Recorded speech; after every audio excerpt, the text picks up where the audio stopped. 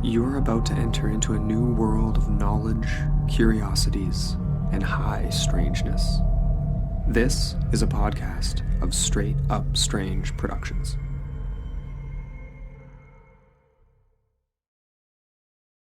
Tonight, the long-awaited sequel, maybe, to episode 1.02. That's right, we're talking more train wrecks, this time from Rittman, Ohio, and Statesville, North Carolina. All that and more on Small Town Secrets.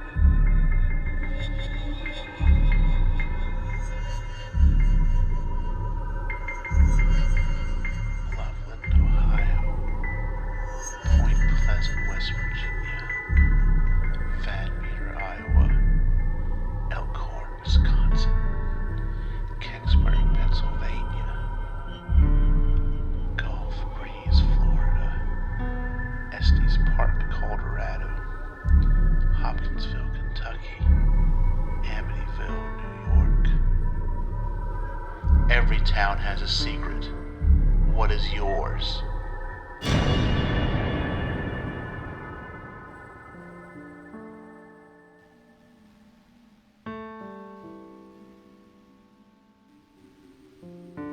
Hello, and welcome to, episode 5.07 of the show.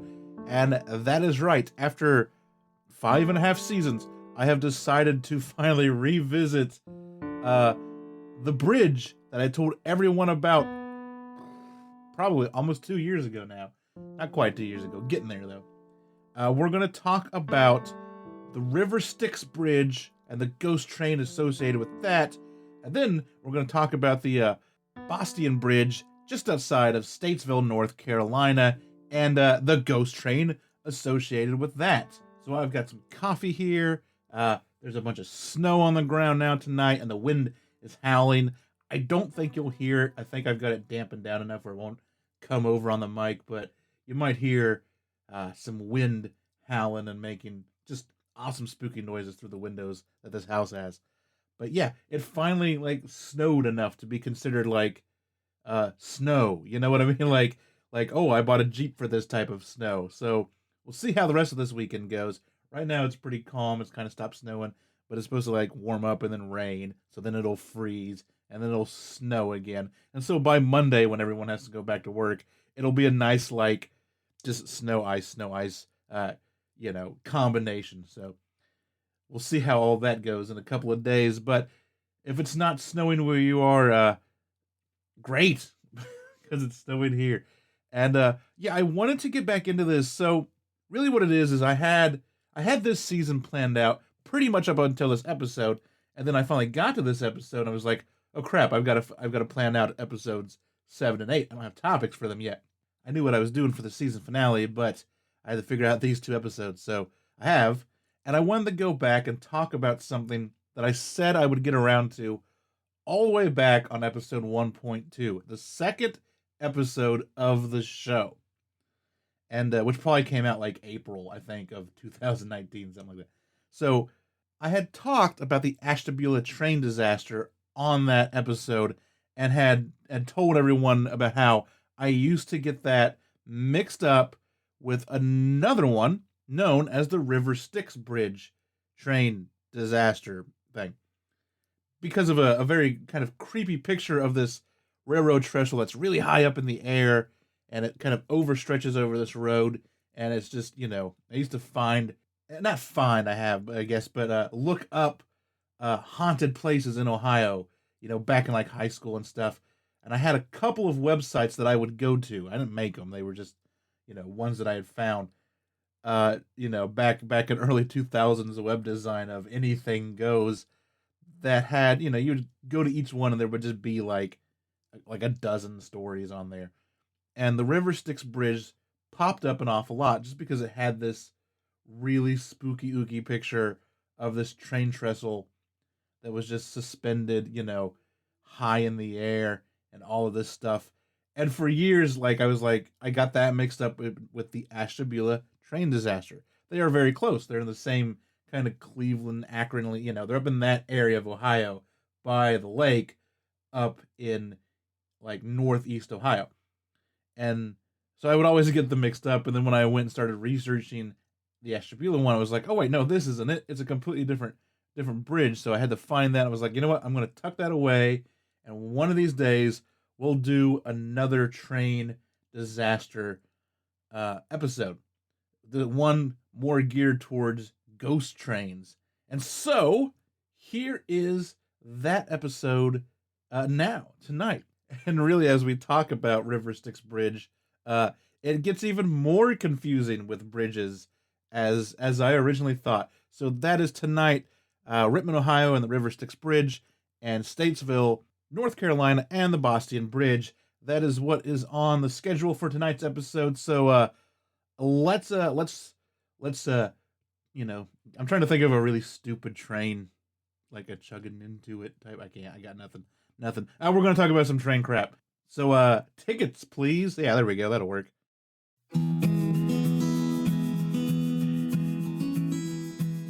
Hello, friends. My name is Michael Patrick, and I'm the host of the Monsters and Friends podcast. Each week, my Bigfoot friend Barry and I fire up our trusty Winnebago, and we travel the United States in search of cryptids, legends, and lore. However, we're not looking for any old cryptid, legend, and lore. We want to introduce you to some of the monsters of the world that don't get the same spotlight as Barry's cousin Bigfoot. Did you know that in Ireland, there's an 8-foot murderous otter? Or in the Mongolian desert, there's a worm that can kill you instantly. Come with Barry and I each and every week as we travel the United States in search of interesting monsters and stories. Once we find them, we usually find a good spot to camp, sit around the campfire, sip on warm cider, and chat about life, or sometimes butterflies. We'd love for you to join us each and every week and learn about the amazing things and stories that we discover. You can find the Monsters and Friends podcast on iTunes, Spotify, Stitcher, or wherever you get your podcasts. Thanks so much for listening, and we'll chat again real soon.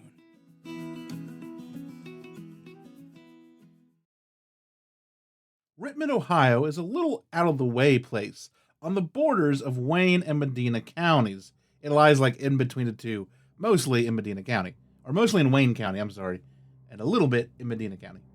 It has a population of 6,491, and this town truly has a secret. It is home to a ghastly train wreck with ghostly remnants. However, most people will never know, because even though the tale is well known around the area, many go looking in the wrong place. The story starts with a legend of a railway man named Alexander Wallace Logan.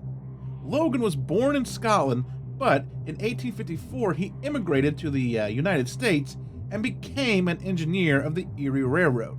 He started working for railroads at the age of 19, eventually working his way up to said engineer role. And for 31 years, he drove trains back and forth for the Erie Railroad accident-free, until the morning of March 22nd, 1899. On that night, he was hauling a baggage car, 2 sleeping cars, a dining car, a day car, and 79 passengers. They were all aboard the Erie Limited No. 5 on its way to Chicago. The train steamed its way down the tracks at around 80 miles per hour. And then, at 7 a.m., a bolt connecting the axle to the chassis snapped. Logan felt the jolt of the snapping drive rod as the train hurtled for the River Styx Bridge. The bridge is aptly named. The River Styx in Greek mythology is known as the river that separates the land of the living from the land of the dead. Instead of slamming on the brakes, as many would do in this situation, Logan instead slammed the train in reverse and then attempted to slow it down. Hand on the throttle, just lowering it down, holding it back, just praying for something good to happen, right? As the engine approached the River Styx Bridge, the engine jumped the tracks. Passengers screamed in terror as the massive metal bullet they were in shaked and twisted on those tracks. The engine, which held Logan and his fireman, Brian Ward, toppled over the side of the bridge into the river below. Ward would later say that it was Logan's quick thinking that saved Ward and all the other passengers on the train. If the brakes would have been engaged at that speed, then it was likely the whole train would have went over the bridge. Ward would be seriously injured, along with 5 other passengers. In the end, the only casualty was Alexander Wallace Logan himself. He was found in the wreckage, pinned between the boiler and the controls, his hand still clutching the throttle. His funeral was held at his home at 500 East Butchell Avenue in Akron, which actually, if you look it up, is no longer there. It's right where it used to be is an exit or an on-ramp or whatever for Ohio State Route 8. And he is buried at the nearby Glendale Cemetery. It would take only a week or so for stories of ghost trains crashing over the side of the trestle to start, getting on people's ears. 7 months after the accident, a Dr. William Faber, who was the county coroner at the time, and a friend would see such a sight. It was around 11 p.m., and they were driving home from checking up on a patient. It was then that they saw the chugging clouds of smoke from a speeding train. They heard and saw all of it: the screams, the shriek of metal on metal, the sparks, the fire. The good doctor and his companion ran towards the bridge over the River Styx in order to help anyone who may be injured in the wreckage. When they made it to the banks, they found nothing. There was no train, no screaming survivors, absolutely nothing. In April of 1901, 3 prominent members of the area, Amos Goldner, J.B. Irwin, and a man who we only know as Fielding, his last name, had the same experience. The 3 men watched in horror as a speeding train hopped the tracks and leapt over the side of the train trestle. Just like Dr. Faber before them, they too ran towards the river, only to find nothing but the bustling waters of the River Styx. The men could only figure that they had shared some sort of hallucination. That was until a few locals also showed up to help. They had heard the noises of the accident, but upon arriving at the banks, they too found nothing. No train, no nothing. Since then, many ghost chasers have traveled to the spooky train trestle high above the trees, its iron skeleton looming above everyone as they approach. It truly is a haunting and intimidating sight. There is a problem, however, and it's kind of a big one. This probably isn't the right bridge. The train trestle that many travel to is actually in the town of Medina. I'm not sure how you say it. I'm probably saying it wrong.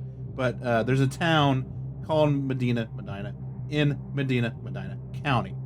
And it's a few miles north of Rittman. This bridge is actually called the Rocky River Viaduct, and it runs along the Rocky River and does cross over River Styx Road. So, I deceived you all. I've lied to you all. If anyone, depending on what you listen to this podcast on, you are seeing like the episode title, the art for said episode, which features a picture of the Rocky River Viaduct. And the reason I did that was because that's the picture that I always had in my mind. Also, not a lot of high-res images of that picture on the internet, or any picture of the Rocky River Bridge on the internet, for that matter. So that's why it looks kind of jangly there. But you can get away with it because you're like, ooh, it's a spooky low-res picture. But like, that is the one that has been stuck in my mind for 18 years, 20 years, and then so I start researching this. I'm like, we're going to do this episode, and come to find out, not only am I constantly mixing it up with Ashtabula, but that's not even the right bridge. It's a completely different bridge in a completely different town. So I wanted to use that one because I want everyone to see what I've been imagining in my head for 20 years. And that's why I used the episode title and lied to everyone. I'm sorry. Researchers Jerry Holland and Ken Summers tracked down the actual bridge in Rittman. Using information about the Erie Railroad and old newspaper articles about the accident, they found the correct bridge, which does go over the River Styx in Rittman. And it's a far less spooky looking bridge. It looks just like any kind of run-of-the-mill railroad bridge that you would think of. It's not like super high. It's not like a big, it looks like it just looks like a train bridge. Like, it's not this uber scary looking thing like the one, the Rocky River Viaduct. But they kind of explain, so I've linked in the show notes the website that they used to run about it, and then they also have a book, A Haunted Akron, which I grabbed like when I was doing this in the middle of research on Kindle and read their chapter about this, and that's a great book. Probably not the last time we will talk about that book on this show, but they kind of get into how they were able to track it down because Ken was also into railroad history, and he knew a lot about the area, and he knew that Rittman had a train track that ran parallel to a road that was called Erie Avenue, hence because of the railroad, the old Erie Railroad. And in one of the old newspaper articles, they mentioned that the accident happened a mile from the depot. And so I'm assuming that either Medina didn't have a depot for this railroad, or if they did have a depot, it was further than a mile from where this happened. But he knew that Rittman had a depot in the right area, in the right distance away. So they were able to kind of piece all this together, and they think they found the actual train bridge. So it is a story that has just been mired in confusion, at least in my head, for 20 years, and it has been nice to finally kind of sit down, go through it all, and figure out what actually happened and where it actually happened. So if you are in the area and want to do a little ghost hunting, make sure to go to Rittman. It probably won't be crowded because everyone else will be in Medina.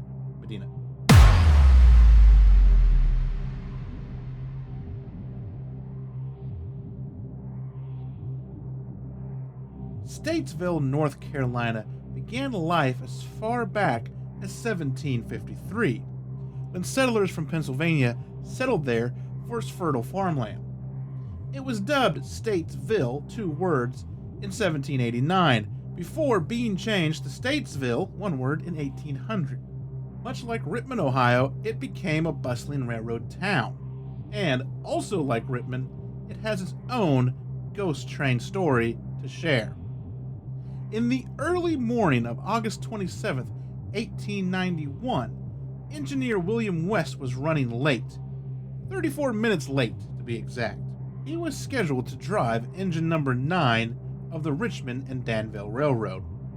The train finally departed Statesville at around 2:30 in the morning. It was said in order to make up time, West drove the train fast out of the station, quickly reaching speeds surpassing 40 miles an hour. 5 minutes later, engine 9 steamed toward Boston Bridge, 2 miles outside of town. As it reached the bridge, the train derailed, so much so that it went airborne. The Boston Bridge is a 60-foot tall, 5-span bridge that goes over Third River. The train was pulling 12 cars in all, including a private car carrying the superintendent of the R&D Railroad.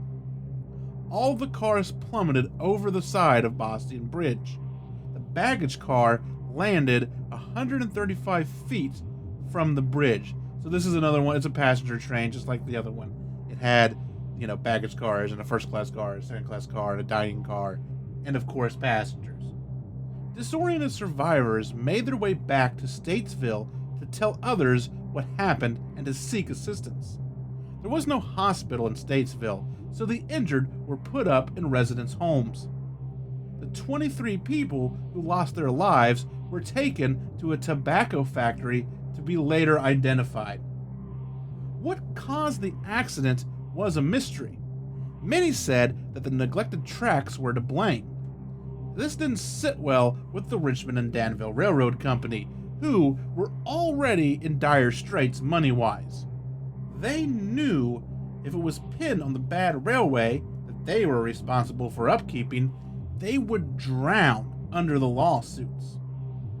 R&D quickly put out a $10,000 reward for any information that led to the tampering of the tracks.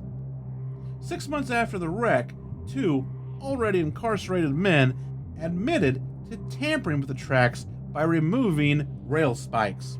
Even so, R&D was still on the hook for some lawsuits and, of course, many repairs to the tracks and the bridge, to all of that. So they didn't fare too well in the end. This would not be the last people would hear of the now infamous train bridge. A woman wrote to North Carolina folklorist Bruce and Nancy Roberts about a ghostly encounter she had on the 50th anniversary of the accident. Her husband and she were driving along a road one night. This road was nearby the bridge. Their car broke down. Her husband went in search of a mechanic. When she was alone, she witnessed a train cross the bridge and watched in utter horror as it went over the side. Eventually, her husband and a mechanic came back to the car. She told them what she had seen. The 2 men then went to take a look, but found nothing out of the ordinary at the bottom of the bridge, which sounds very familiar. When the couple got to Statesville, they reported what the wife had seen, only to be told that today was the 50th anniversary of said train wreck.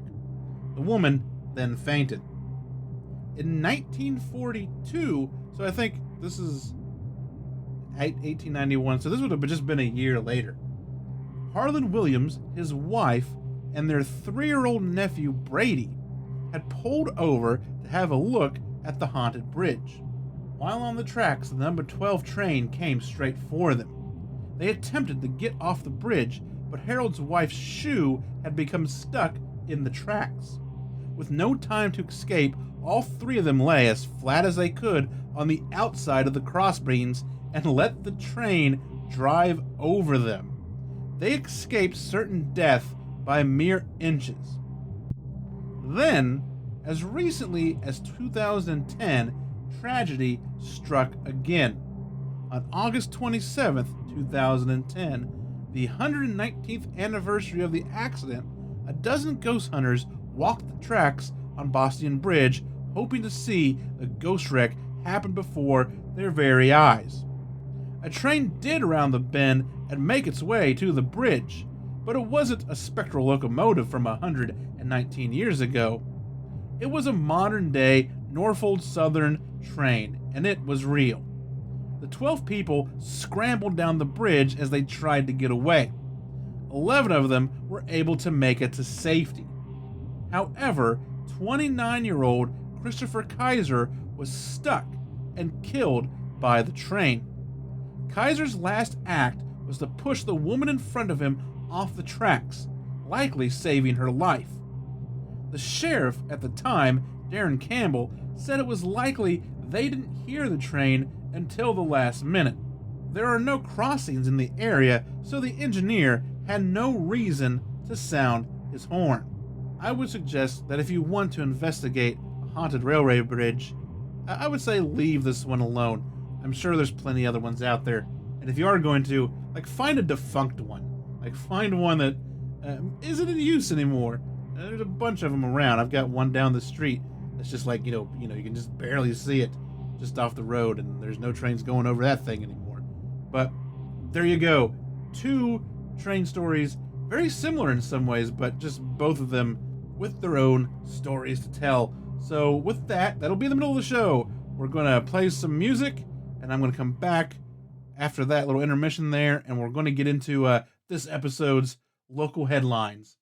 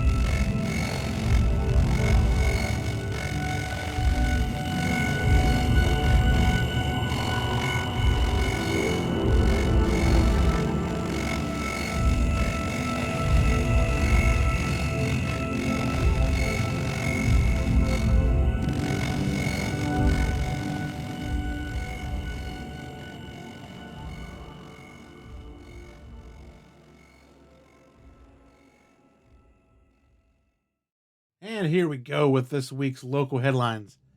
This first one is actually, I didn't use like the actual source because it had to be translated, and the translation just wasn't like great. But we're talking some chupacabras down in Chile, so we're just going to go with Tim Banal's article on it from Coast to Coast AM. Residents of a village in Chile have begun to suspect that the infamous chupacabra could be behind a series of strange animal deaths that have befallen the community over the last few months. According to a local media report, the curious case is currently unfolding in the town of Central Sitini, which is near the border of Bolivia. Back in November, a handful of llamas and alpacas died under mysterious circumstances in which their blood was seemingly drained from their bodies. Although the initial incidents were attributed to ne'er-do-wells of the human variety, the attacks continued to occur over the course of several weeks.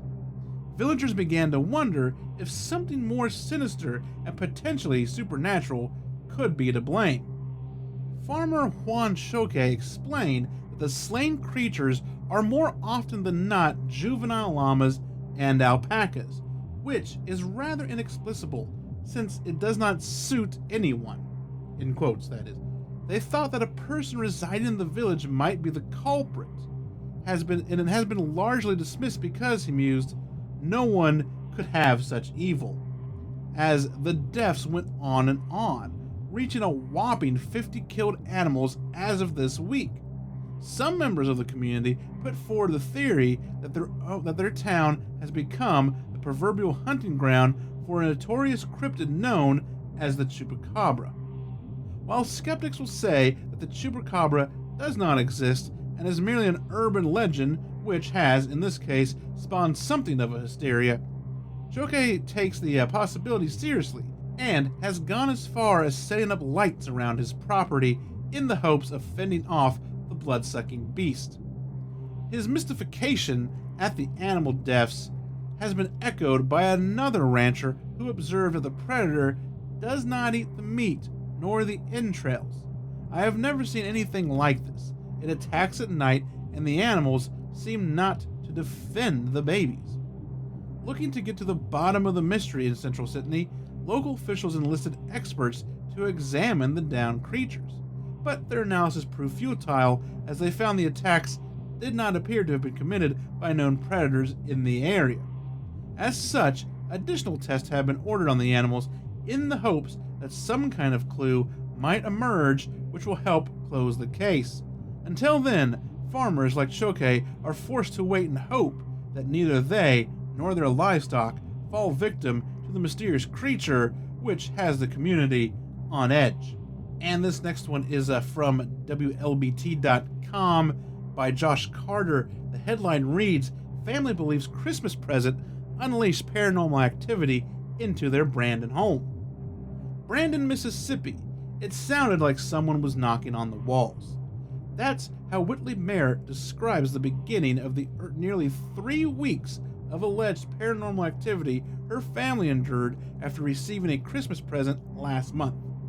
The present was a vintage doll carriage.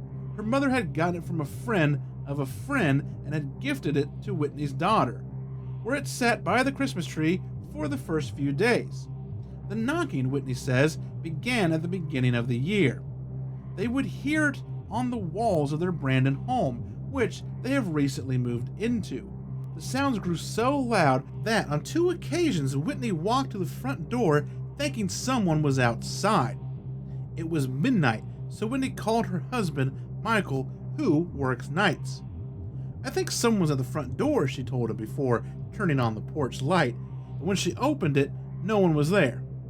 And then, about the 3rd or 4th night, was when we started hearing like a boom, boom, boom in the attic, she recalls as she rubs her chest, leaving it red.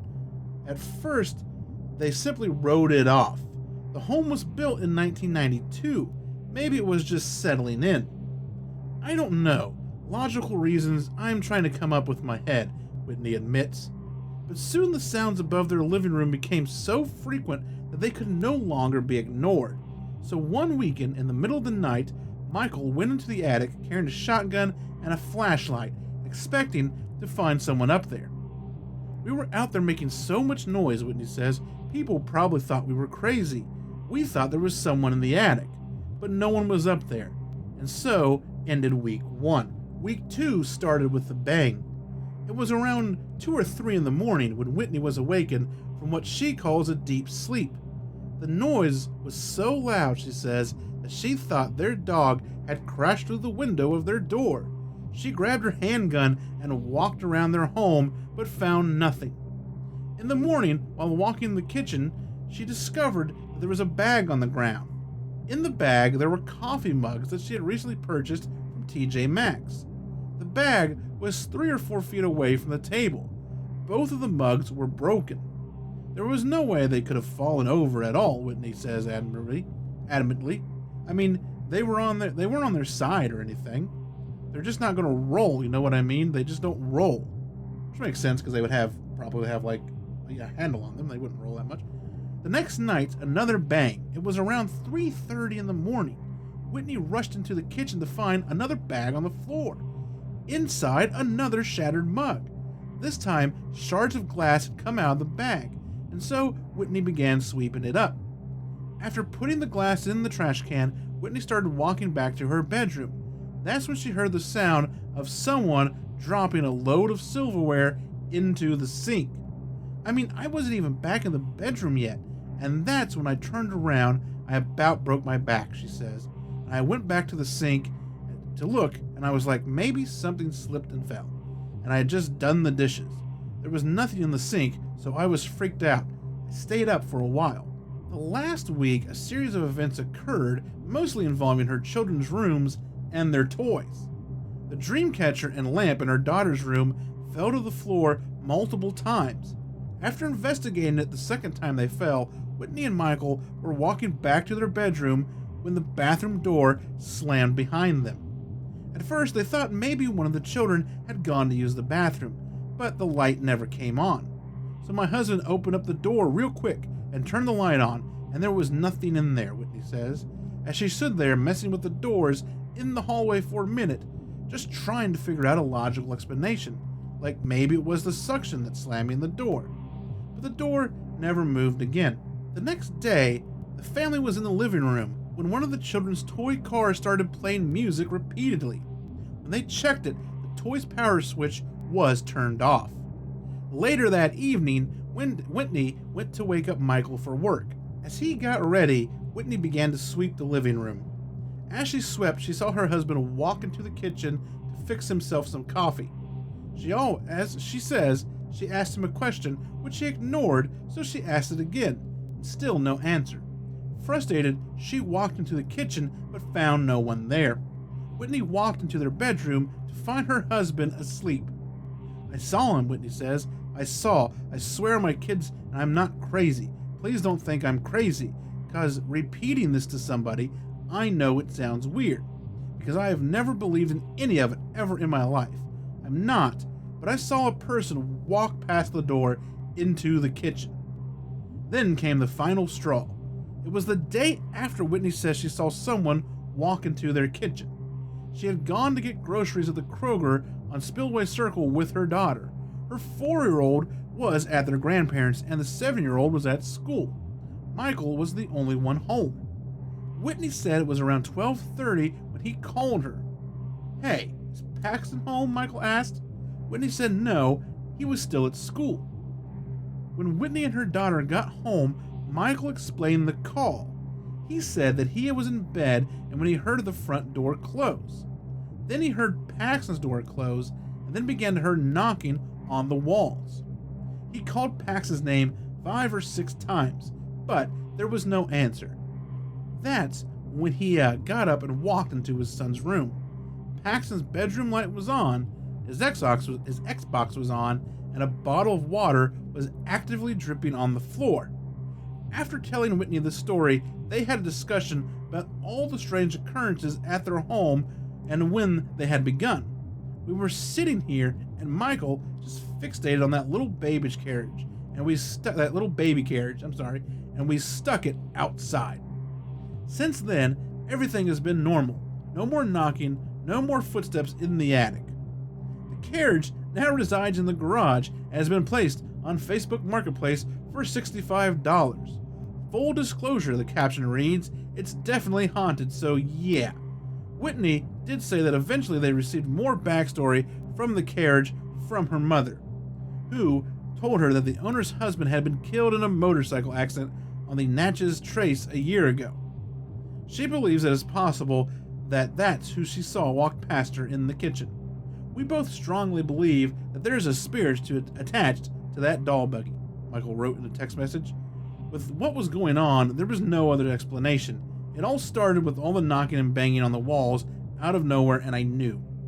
Whitney says that she wouldn't argue with anyone who doubts the story, and that she too is hesitant to believe people who claim to have seen something paranormal. "I didn't want to say any of it out loud because it sounds, I know how it sounds," Whitney says. "I'm not stupid. I know how it sounds. But you know how it is." And I know that was a long one, but I really liked that story because it had a lot going on. I kind of think that they're just trying to offload a buggy that they didn't want in the first place because they're trying to sell it for $65. Like, if they were just give it to me, I'd be like, yeah, I'll take it. But I ain't buying your haunted thing for $65. But I just like it because it was a news story that they just reported on and took it seriously. They didn't make any stupid jokes or anything like that. They just said, here's the story, here's what happened, read it. And I actually have another story, but I think the snowstorm has now knocked the internet out. Because if I click on the link, I'll get nothing.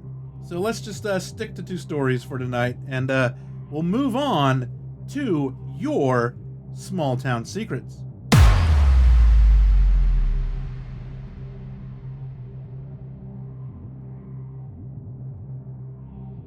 And tonight I've got a couple of stories from good old Reddit. This first one, also about creepy toys that come on about themselves, is from Ike Driver 200, or maybe 2000, I might have missed a no. And this is their story. "I don't know why, but for some reason during the late hours of the night, my kids' electronic toys will suddenly turn on and make noises.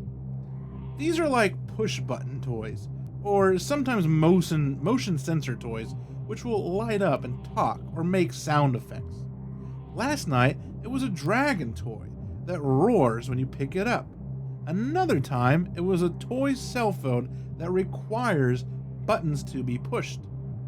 When our littlest was a baby, it was her walker that would constantly be going off at night.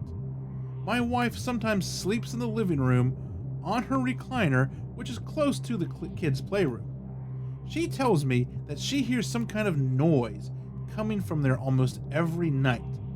Also note that our kids do not sleep in their playroom. Sometimes the toys are in the living room or another bedroom, where one of the kids might have left it. I have experienced it a couple of times, but my wife is the one who tells me it's constant, almost like clockwork. Is there any kind of explanation for this sort of thing, or has anyone experienced something similar? Is there some kind of electronic field in the air that could be causing this, or what? We've never noticed it during the day. I would say if it always happens at night and it always happens around the same time, the first thing I would do is look for something electronic that kicks on at night. Maybe it's like the central air or something like that, and maybe it's just wired not great, and when it kicks on it's giving off like a high EMF, and I don't know if that could cause toys to do that. Maybe, depending on what kind of toy it is. But when you start talking about toys that have to have buttons pressed in order for something to happen, or that have to be moved like the dragon in order for something to happen, then things get a little more squirrely for me. I guess depending on what it was made in and what kind of technology is in it. Maybe a high EMF could pull that off, but I don't know. I've never heard of any type of electromagnetic interference turning something on and making it go. It usually just makes people feel weird and has their skin crawling. It can make you hallucinate and do all that if it's really high and it's really bad. So that could be one thing to check, just to make sure there isn't something kicking on that's like giving off way too much electronic interference. But I don't think it would affect toys, at least in that way. But that is a possibility. But like I said, when you start pressing buttons and like when something has to be like manipulated physically, that's when it gets spooky. This next one is from Dat Boy Cream Puff, and they allow me to share their shadow person story. I was about maybe 7 years old when this happened. I have always been frightened of the dark, and to this day, I need a nightlight to sleep. On this particular night, I was scared and sleeping with my parents. I was in the middle. I suddenly woke up, and I remember seeing a black figure standing near the wardrobe at the left side of the foot of the bed. It was staring directly at me and slowly lifted its arm and pointed at me. I was petrified, shaking uncontrollably. I hid under the blankets, and when I went to look again, it slowly faded away. I don't think I have ever been more scared. I will remember that experience until the day I die. I can tell you that the figure was male. It was of average height and honestly just looked like a person. It honestly looked a lot like me. But let me tell you, that didn't make its presence any less terrifying. It just didn't move like a human would. It was still as a statue, and when it raised its arm, it was such a smooth and robotic-like movement, I can't explain it. And it's one of the scariest moments of my life. And that seems pretty on par for, I think, shadow person experiences. You don't hear a lot of them, I think, fading away, though. That's kind of interesting. And I would like to hear more about like what this thing looked like.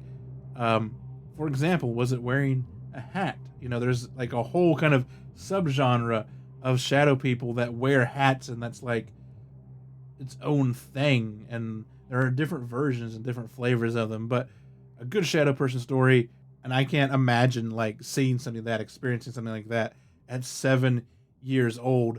But that has been a couple of good Reddit stories this episode. I really liked them. Thanks for letting me use them, guys. And that will be this episode's Your Small Town Secret segment. And that'll do it for episode 7 of season 5. Thank you so much for listening. Now is the time where I plug away. If you have a small town secret to share, so many ways you can get my story. I do have a subreddit on Reddit, which you can find with all of the other links at the bottom of stscast.com. Right above those links on the main page is an email form that you could fill out, and either of those will get your story to me. I am also on social media. You can find me on Twitter, Facebook, and now TikTok, because I'm hip and with it. All 3 of those are at STScast. Also on Instagram, that one's a little bit different. That one is at stscast.gram. You can get at me and get your story to me that way as well. And any way you want to do it, if it's like a newspaper article that you got, a personal experience, you know, if you just want me to read it, you could record it yourself if you wanted to. We could just slap it in here. We can do a Skype call. We can do a Zoom call. We can do any of that jazz. So any way to get it to me, and almost any way to get it on the show, any way you prefer. So let me know. If you like the show, please consider leaving a rating and or review on your podcatcher of choice, especially if it's iTunes. If you want to support the show, there is merch at stscast.com. There is a merch link right at the top. You can buy t-shirts and coffee mugs, phone cases. I'm actually getting ready to switch over to another company, which offers, I think, some really, like, some different stuff that I don't see everywhere. I'm going to go to Redbubble, I think. And there's going to be all sorts of just crazy stuff with the logo on it that you can buy. So if that's a great way to support the show. The best way to support the show is on Patreon. So just head over, it's stscast.com/Patreon, or you can go to the support tab at stscast.com and get to it there too. 3 levels of support, ad-free shows, stickers, buttons, access to the music, all that and more. And of course, how do I forget? STS Backroads, which is the exclusive extension to these normal episodes. So you get kind of like an extra story that usually 9 times out of 10 follows along with the theme of this episode. So next week, I'll be talking about the Wellington Avalanche and railway disaster. So if you need more railway disasterness, then Patreon is the way to go. If you don't or can't want to support the show financially, like I said, just leave a like, leave a rating or review, and tell a friend.